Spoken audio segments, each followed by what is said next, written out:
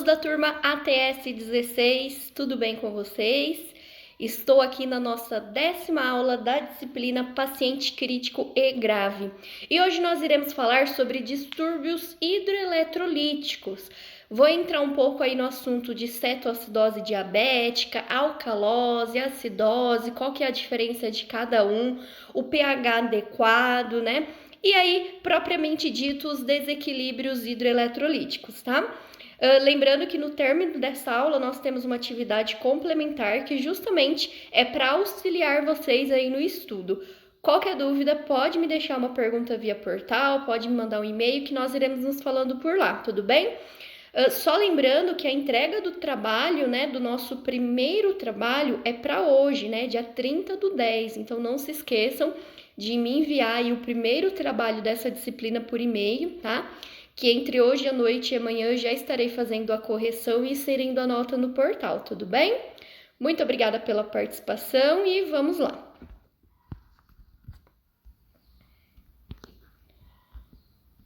Deixei um esqueminha aí fácil, né?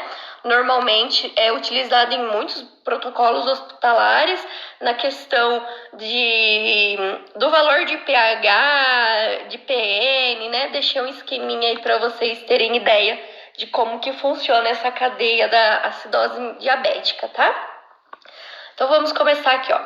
A acidose diabética ocorre mais comumente em pacientes com diabetes tipo 1, mas também ocorre em pacientes com diabetes tipo 2, né? A maioria dos casos de cetoacidose diabética ocorre nos pacientes de tipo 1, a maioria das vezes, tá?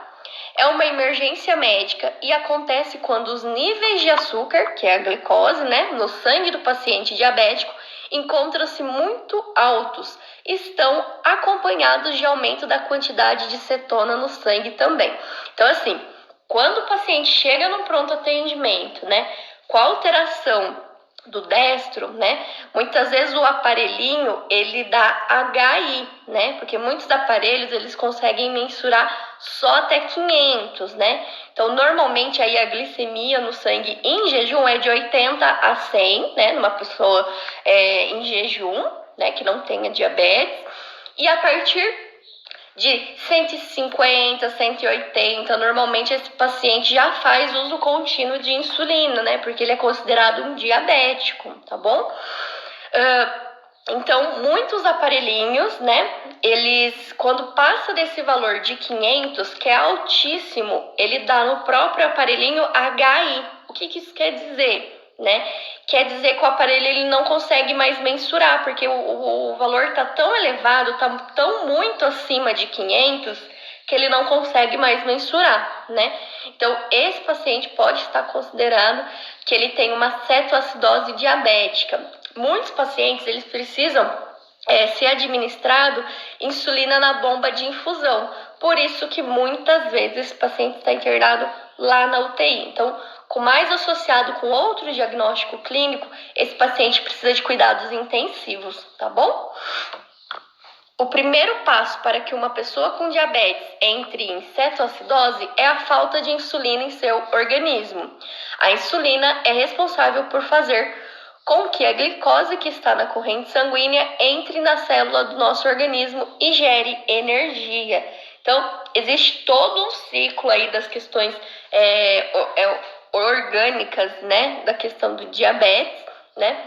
E quando o nosso organismo está com muita alteração, né, ele não consegue, a insulina, ele não consegue captar essa glicose do sangue, tá? Por isso que esses pacientes precisam estar aí sendo administrado a insulina, né, ou a NPP, enfim, tá bom?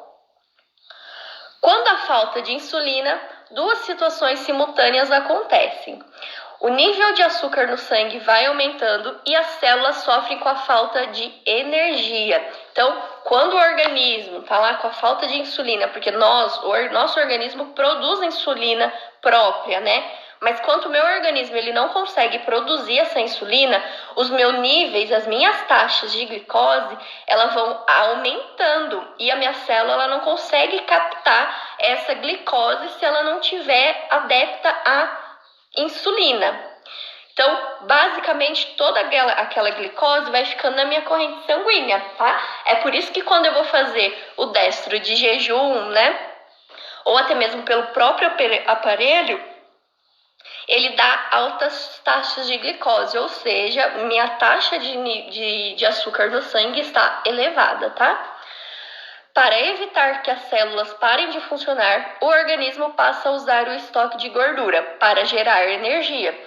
Por que diabético emagrece muito nos primeiros meses? Justamente por causa disso. O organismo, ele já não tem a taxa de insulina adequada para captar essa glicose. Então, o que as células fazem? Elas começam a utilizar a gordura, né, para se autossustentar. Então, por isso que pacientes que descobrem, né, logo no início de descobrir que é diabético, eles perdem peso muito rápido, justamente por isso, por esse trabalho das células, tá? Só que nesse momento em que o corpo usa a gordura como energia, funciona-se acetonas, formam-se acetonas, que isso são toxinas para o nosso organismo, tá bom? Acetonas são substâncias ácidas que vão desequilibrar o nosso pH. O nosso pH sanguíneo, ele varia de 7,35 para 7,45. Mais do que 7,45, a gente costuma dizer que esse paciente está em alcalose, né?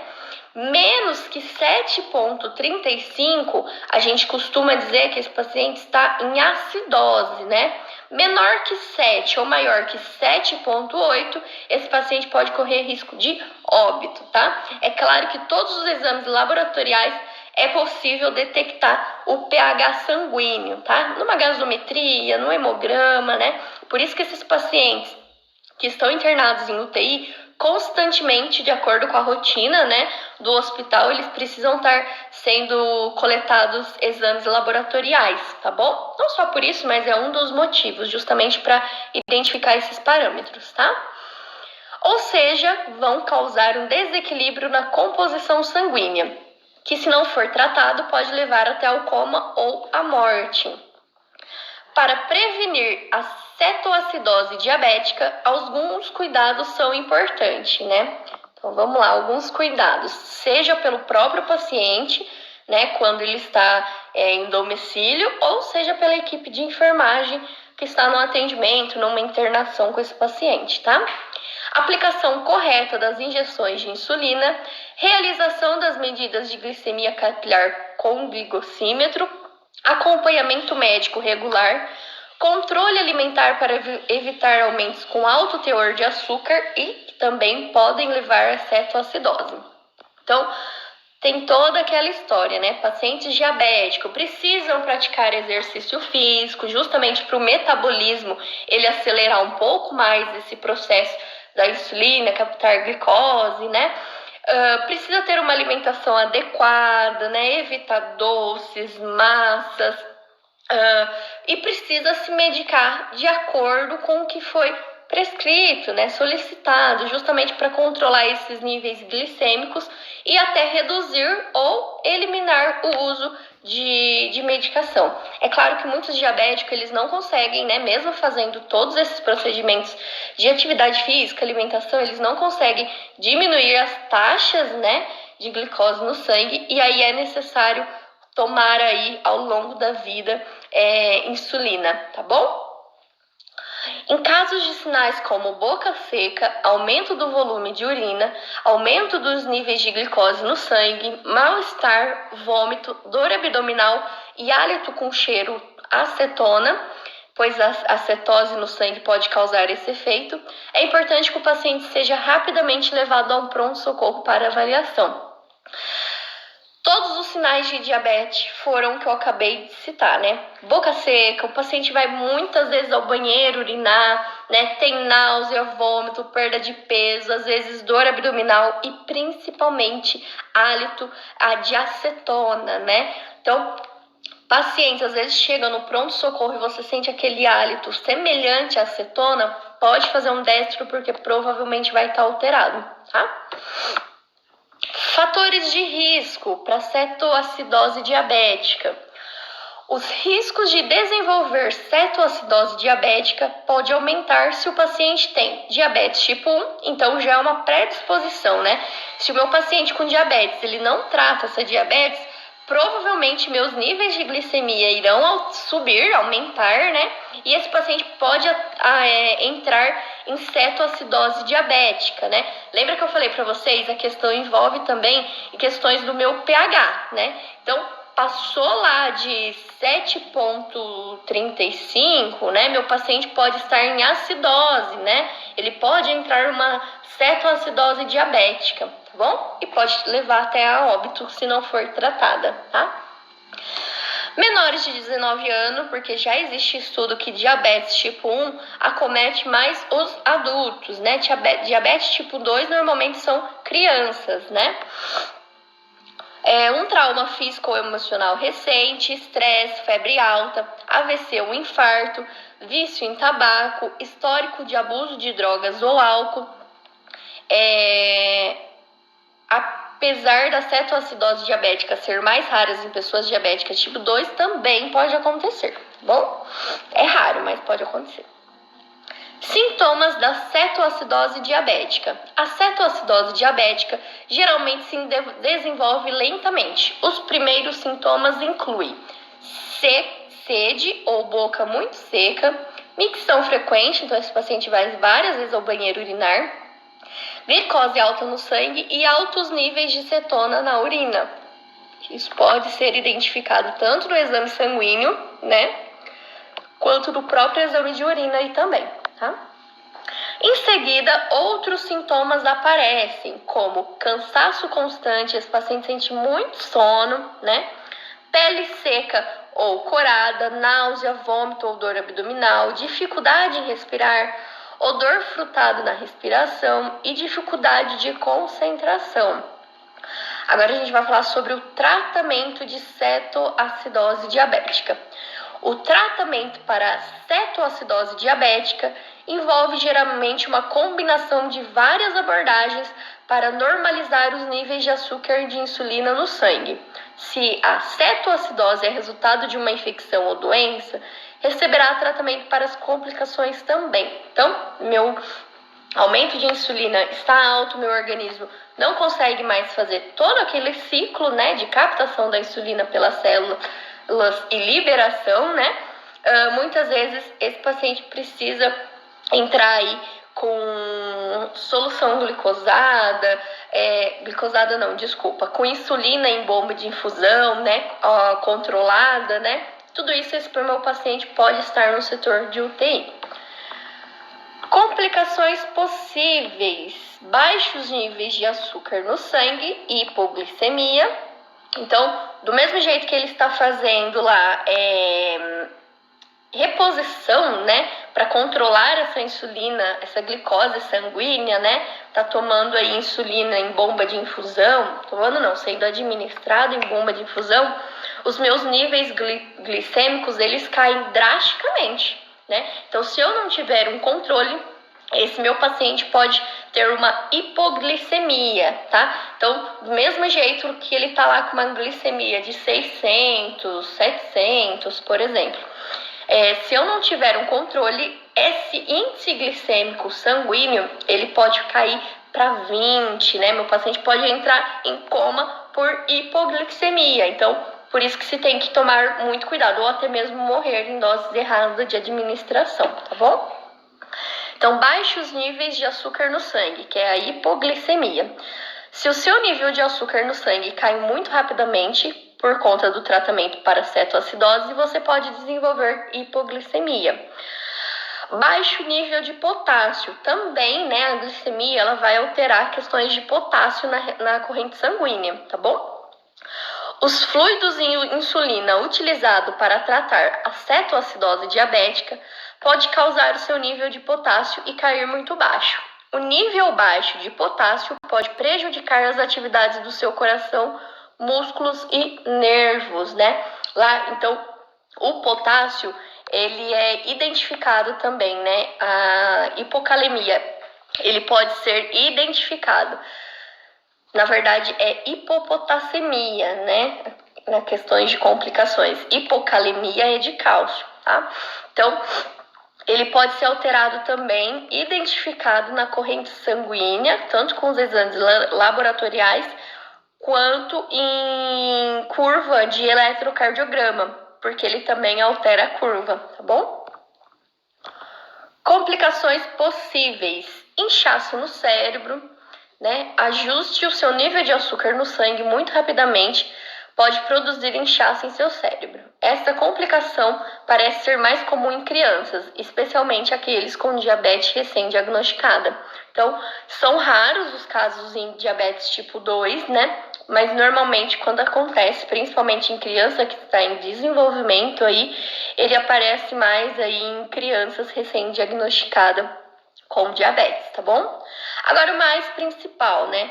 Pacientes que têm diagnóstico de cetoacidose diabética, né? Com esse aumento aí no pH, enfim, de glicose no sangue, quais são os nossos cuidados quanto à enfermagem a esses pacientes? Eu só coloquei alguns, mas é claro que existem vários outros aí, tá bom? A enfermagem intensivista deve reconhecer o quadro clínico de cetoacidose diabética e iniciar as medidas de suporte para evitar as complicações. Então, como reconhecer isso? Fazendo balanço hídrico, né? Vendo se o meu paciente está desprezando muita diurese, eliminando muita diurese, né? No balanço do meu cálculo, lá no meu balanço hídrico, eu consigo identificar, né? Essa perda muito rápida do paciente através de exames laboratoriais, né? Através da realização do destro. Então, tudo isso envolve os cuidados de enfermagem que a gente consegue identificar se esse paciente está entrando em cetoacidose diabética, tá? Deve estar atento aos estados de choque hipovolêmico, distúrbios eletrolíticos e ácido básicos, pois o paciente, quando é admitido em UTI, geralmente encontra-se num grau avançado de desidratação. O objetivo do tratamento é a reposição volêmica do paciente descompensado. Com finalidade didática, a abordagem terapêutica será dividida em medidas gerais e medidas específicas no atendimento de admissão de um paciente com cetoacidose diabética na UTI. É claro que toda instituição, eu volto a falar para vocês, toda instituição existe o seu protocolo, né? Protocolo de glicemia, protocolos clínicos, né, que envolve a cetoacidose diabética. Tudo isso existe e varia de instituição para instituição. Por isso que a gente precisa conhecer sempre que for atuar, trabalhar em uma determinada instituição. Outros cuidados de enfermagem aí. Avaliar o nível de conhecimento, chamando o paciente pelo nome e avaliar sua capacidade de resposta. Isso quando o paciente não estiver sedado, claro, né? Instalar catéter de O2 mediante avaliação de padrão respiratório. Então, se meu paciente não está em intubação, mas mesmo assim eu estou percebendo que a saturação, ele está consciente, orientado, só está na UTI realmente por conta dessa cetoacidose diabética, né, por ser uma coisa grave, ele é considerado como um paciente grave e crítico, né, ele precisa de uma assistência 24 horas. Mesmo ele estando consciente e orientado, eu preciso observar os parâmetros respiratórios. Se meu paciente estiver com um grande desconforto respiratório, né, provavelmente um médico ou um enfermeiro irá solicitar um catéter de O2 para conforto respiratório, tá? Monitorar o paciente, ficar atento a possíveis arritmias devido à expoliação de potássio. Então, lembra que eu falei para vocês que o potássio, ele altera a curva do elétron. Então, lá no monitor, eu consigo identificar essa curva de elétron, né? E é possível, né, saber se esse paciente está entrando em arritmia ou não. Ou, pelo contrário, identificar as arritmias para ir lá na causa raiz, que é a alteração do meu potássio, tá?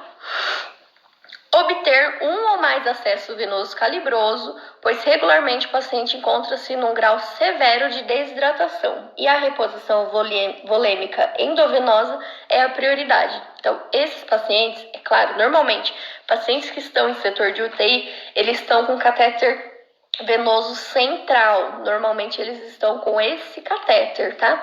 Então, além de ter um acesso venoso, né, para correr alguma droga exclusiva, né, uma amidarona, enfim, ele também utiliza um catéter central, tá? Quem passa esse catéter central dentro da UTI ou dentro de um hospital, normalmente são os médicos, tá bom? E correção da acidose metabólica, isso tudo é seguindo a prescrição médica, tá? Desequilíbrio hidroeletrolítico.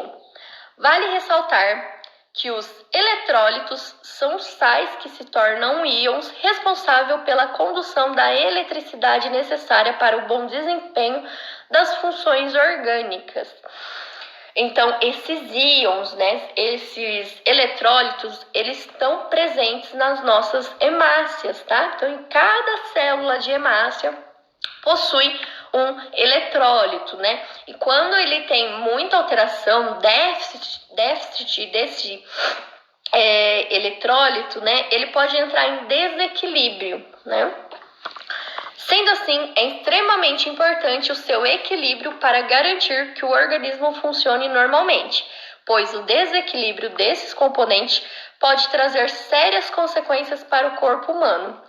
Este desequilíbrio hidroeletrolítico é causado pela perda de grande quantidade de líquidos e eletrólitos.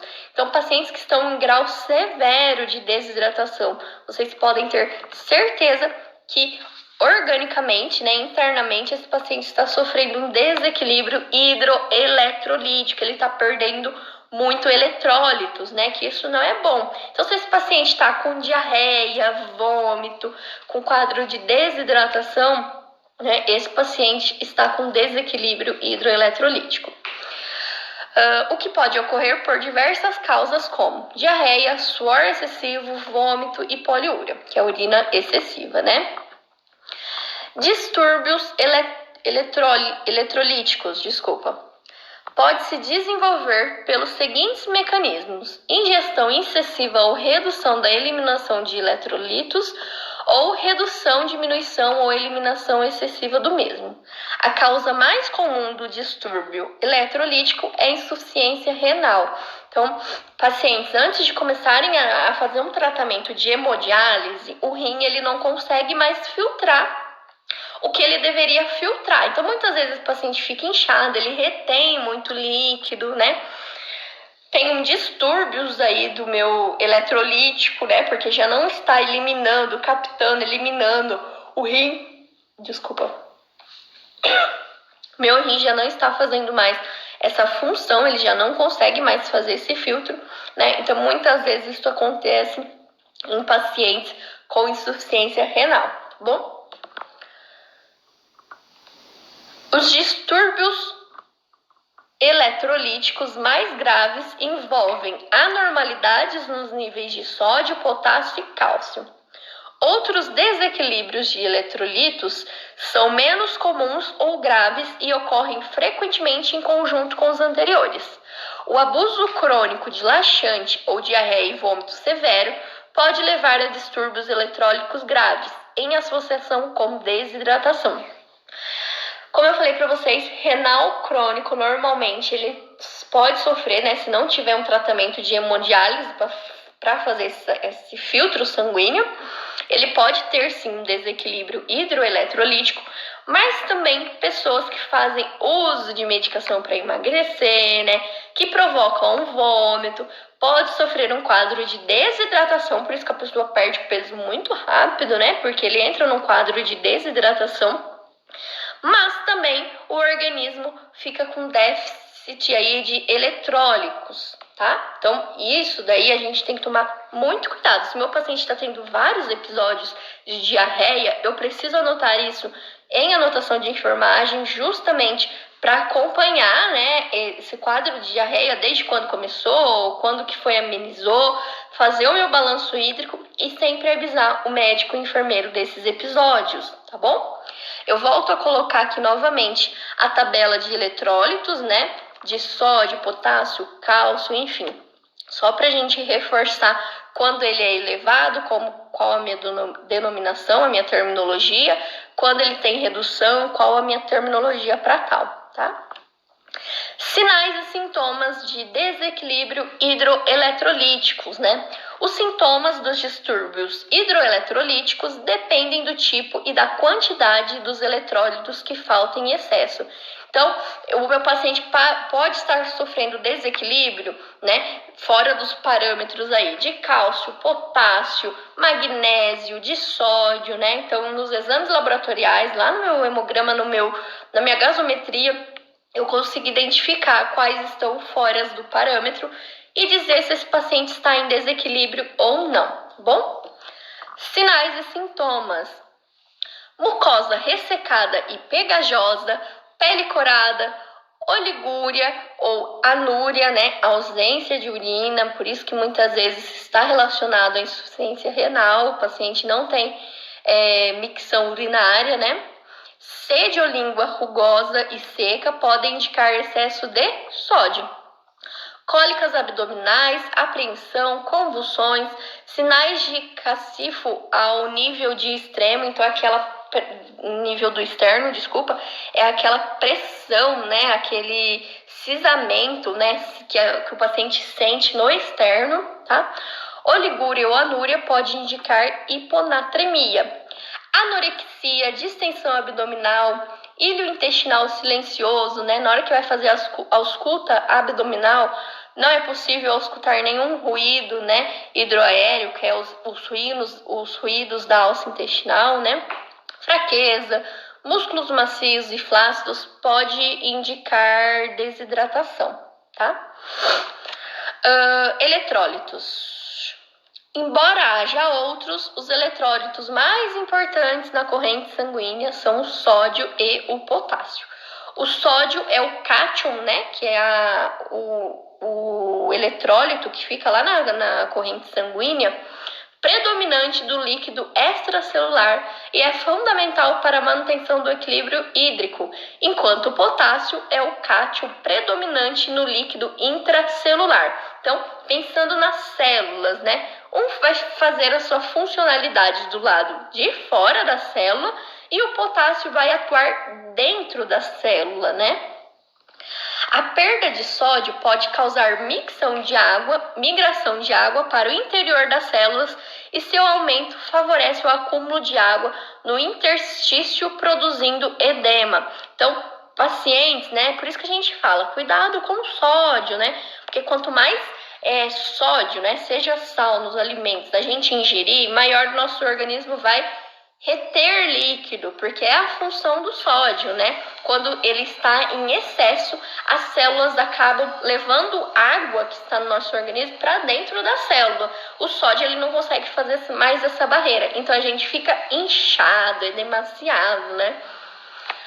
Potássio tem função fundamental na condução do impulso elétrico e na contração do músculo. Lembra que a avó fala lá, come banana, porque isso é falta de potássio, é por isso que você está tendo cãibra, né? Então, envolve muitas coisas musculares, porque o potássio está dentro da célula, tá? Ele está atuando dentro da célula. O acúmulo excessivo dele pode causar redução da condução elétrica e da potência de contração miocárdica, podendo causar uma parada cardiorrespiratória. Então, como ele está dentro de todas as células, ele também está presente lá no músculo cardíaco, tá? O cálcio é essencial à formação dos dentes, dos ossos e de diversos outros tecidos, além de ter participação fundamental na coágulação do sangue. A sua deficiência pode produzir efeitos semelhantes ao de excesso de potássio, né? Então, falta de cálcio, né? Cálcio também ele pode ser encontrado aí nas questões de alguns alimentos, né? Em leite, enfim. Justamente ele tem essa atuação, só que ao invés de ser dentro das células, é dentro de ossos, né, de tecidos, de dentes, né, justamente para fortalecer, tá bom? A distribuição do magnésio, como a do potássio, também é predominantemente intracelular. Então, o magnésio também está dentro da célula, tá? O magnésio é importante para a função de numerosas enzimas e participa do metabolismo da glicose e de diversos outros hidratos de carbono e das proteínas, bem como a contralidade dos músculos. O cloro tem como função principal manter o equilíbrio químico com os cátions presentes. Então, é o cloro que ele vai fazer meio que a balança com os demais eletrólitos, tá? O bicarbonato também regula o equilíbrio do ácido básico. Então, lembra do número do nosso pH sanguíneo? Então, o bicarbonato, né, ele não deixa nem ter acidose metabólica, nem alcalose metabólica, tá bom? Um desequilíbrio severo dos eletrólitos pode causar complicações neurológicas e cardíacas graves e, se não reconhecido e tratado prontamente, pode ser fatal. Então, se eu tenho déficit de insulina, de cálcio, magnésio, né, os meus níveis de eletrolíticos não estão adequados no meu organismo, esse paciente pode ter um choque hipovolêmico, sim, pode ter uma parada cardiorrespiratória, uma parada cardíaca, né? Enfim, e esse paciente pode evoluir a óbito. Então, por isso que pacientes na UTI frequentemente ele é observado quanto às questões de hidroeletrolítico, né? Balanço hídrico, exames laboratoriais, tudo isso interfere nas condutas, tá? A ação fundamental de enfermagem ao cliente, no caso, será o controle da volemia e dos eletrólitos. Então, nossa assistência basicamente vai ser identificar alguns sinais, né, de poliúria, né, balanço hídrico, e seguir a prescrição médica. Então, se o médico lá viu que no exame o paciente está com hipocalemia, ele vai fazer uma reposição, eu preciso seguir aquela prescrição médica, tá? Assistência de enfermagem para os desequilíbrios hidroeletrolíticos, isso é geral, tá bom? Verificar os sinais vitais, realizar balanço hídrico, ou seja, anotar o ganho de líquido e as perdas corporais, medir densidade urinária, administrar medicamentos prescritos, observar alterações clínicas, colher material para exame se necessário, cuidados com a sonda nasogástrica ou interal para observar a drenagem, que isso também influencia lá no balanço hídrico, observar ganho agudo de peso, edema palpebral e dispneia, podendo indicar excesso de volume de líquidos, né? Então, existe um teste, né, que nós, enfermagem, realizamos para ver a questão de edema. Então, quando a gente aperta ali os membros inferiores, né, se fica aquele buraquinho, né, a marca do meu dedinho, por mais de 3 segundos, esse paciente está edemaciado. Normalmente, a enfermagem classifica ele edema, uma cruz, 2 cruzes, 3 cruzes, né, de 1 a 3 cruzes, maisinhos lá, justamente para a gente saber o nível de edema desse paciente, tá bom? Agora a gente vai falar sobre intoxicação digitálica. Essa intoxicação digitálica, muitos pacientes internados na UTI precisam ficar nesse setor justamente pela alteração no organismo, né? Essa intoxicação, ela pode ser por medicamento, proposital ou não. Então, muitos pacientes que tentam suicídios, eles utilizam várias medicações, né? Chega no pronto-socorro, faz uma lavagem, e muitas vezes eles precisam ir para um setor de UTI justamente para monitorar essa intoxicação digitálica. Ou a intoxicação digitálica, ela pode ser não intencional, né? Pode ter aí um efeito adverso de uma medicação associada a uma outra medicação que o paciente fez uso inadequadamente, tá bom? Esses medicamentos são utilizados na insuficiência cardíaca congestiva, aumentando a força de contração do coração. São extraídos de plantas de gênero digitalis, exemplos, digoxina e digitoxina. Né? Pacientes cardíacos também, né, que tomam várias medicações cardíacas para arritmias, hipertensão, né? Às vezes associado pode causar uma intoxicação digitálica, tá? Os digitálicos produzem frequentemente efeitos tóxicos, por isso que tem que tomar cuidado na dosagem, né? Que podem ser graves ou até letais. a causa mais frequente é a associação com diuréticos que provocam perda de potássio. O tratamento que deve ser feito com o paciente hospitalizado inclui monitorização do eletrocardiograma, suspensão de diuréticos, depletores de potássio ou administração de potássio para diminuir a ligação de digitálico ao coração, a qual provoca intoxicação, além da administração de um antiarrítmico. Então, para controle aí, né, dessa intoxicação digitálica, o paciente precisa estar internado e em monitoramento, tá? Justamente porque agrava muitas questões cardíacas, funcionais, tá? Os fatores que predispõem à intoxicação digitálica são idade avançada, hemodiálise ou alteração eletrolítica, infarto, cirurgias cardíacas e insuficiência renal. Os sintomas mais comuns incluem alterações neurológicas, cefaleia, fadiga, tontura, vertigem, né? E distúrbios gastrointestinais, anorexia, diarreia, náusea, vômito, entre outras.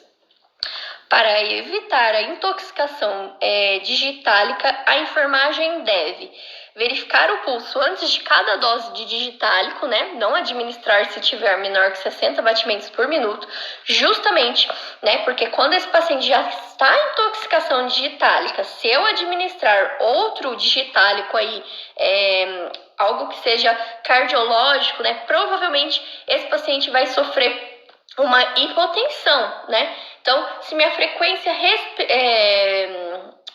frequência cardíaca estiver menos que 60, eu tenho que tomar um pouquinho de cuidado, avisar o médico antes de realizar a medicação, tá? Avisar o enfermeiro ou médico se houver a bradicardia, reconhecer os sintomas de intoxicação e avisar o médico ou enfermeiro. Acidose é uma situação que tem grande importância na terceira idade. Lembra que eu mostrei para vocês aquela tabelinha do nosso pH? Então, se meu pH está muito elevado, né, ou muito baixo, ele pode ser considerado como acidose ou alcalose, tá bom?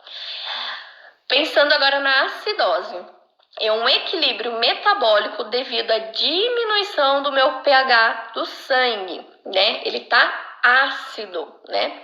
Podendo ser decorrente de problemas metabólicos ou respiratório. Então, principalmente respiratório, né? Pacientes que não estão conseguindo fazer todo o ciclo de captação de O2 e retenção de CO2, né? Aquele CO2 acaba ficando lá na minha corrente sanguínea, né? Na minha cavidade ali pulmonar, que dissemina para minha corrente sanguínea. E eu posso ter um quadro de acidose por retenção de CO2, tá bom? O descontrole do diabetes é a principal causa de acidose metabólica na terceira idade, que se manifesta através de sonolência, distúrbios circulatórios e pode evoluir para o estado de coma. Diarreias graves e a insuficiência dos rins são outras causas de acidose metabólica na terceira idade. Agora, a questão de alcalose.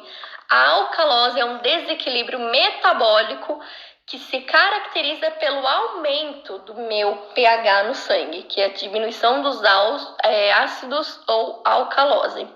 Pode surgir através da decorrência de distúrbios metabólicos ou de distúrbios respiratórios. Então, a acidose, o meu pH é mais baixo do que o normal, né? Alcalose, o meu pH está muito elevado, mais do que o normal, tá? O excesso de vômitos ou uso inadequado de diuréticos ou de cortisona são as principais causas metabólicas de alcalose na terceira idade. Alguns distúrbios metabólicos graves levam ao aumento do ritmo respiratório, que causa uma hiperventilação, o que gera também o aumento do pH sanguíneo, caracterizando a alcalose respiratória. Manifesta-se por agitação, ansiedade e fraqueza. Então, lembra que eu falei para vocês sobre a troca, né, a inalação de O2 e essa troca de CO2, né? A alcalose e a acidose, ela é a questão do CO2 na corrente sanguínea, né? O que diminui né? O que diferencia, desculpa, um tem muito CO2 na corrente sanguínea e o outro tem muito pouco, né? Isso a gente consegue identificar pelo pH da corrente sanguínea, tá? Então, acidose é o aumento de CO2, né? O pH diminui, né? Alcalose, né? É a diminuição desse CO2 e o meu pH aumenta. Então, acidose é o pH muito alto. Desculpa, alcalose é o pH muito alto e acidose é meu pH muito baixo, tá?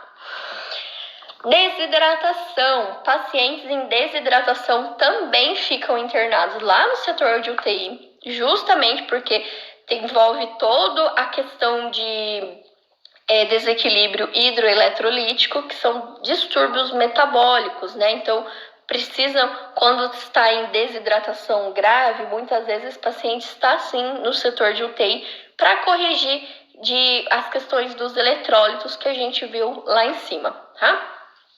A desidratação é uma perda excessiva de água e de sais, destacando-se o sódio. É uma situação que pode levar ao estado de choque, necessitando de cuidados intensivos. Na terceira idade, a desidratação ocorre com muita facilidade e rapidez, caracterizando situações de grande importância médica. Vômitos e diarreia caracterizam a principal causa de desidratação. O diabetes não controlado e o uso abusivo de diuréticos também pode levar à desidratação na terceira idade. A doença renal crônica também pode contribuir para a desidratação. A sua manifestação é a sonolência, diminuição na eliminação de urina e secura de mucose. O tratamento é a reposição líquida rápida, em algumas situações deve ser feita via venosa. Esta reposição é constituída basicamente de água e sal, né? Que são as nossas soluções fisiológicas, tá? A correção do distúrbio desencadeante é fundamental. Então, idosos, acamados, né? Enfim, com Alzheimer, normalmente, eles têm um quadro de desidratação. Quando chegam lá no pronto-socorro, eles estão com distúrbios metabólicos, né? Alteração aí desses eletrólitos muito discrepante, né? Então, eles estão em quadro de desidratação associada a distúrbios hidroeletrolíticos. Então, aí é necessário realizar a internação desse paciente justamente para reposição desses eletrólitos e até mesmo aí de soluções fisiológicas. Existem graus de desidratação em que o paciente pode ser tratado em casa, né? Com alimentação, com medicação, mas existem alguns graus excessivos que esse paciente muitas vezes precisa até mesmo ir para UTI, né? Quando tem esses grandes distúrbios. Pessoal, eu espero que vocês tenham gostado dessa aula. Qualquer dúvida pode me deixar aí via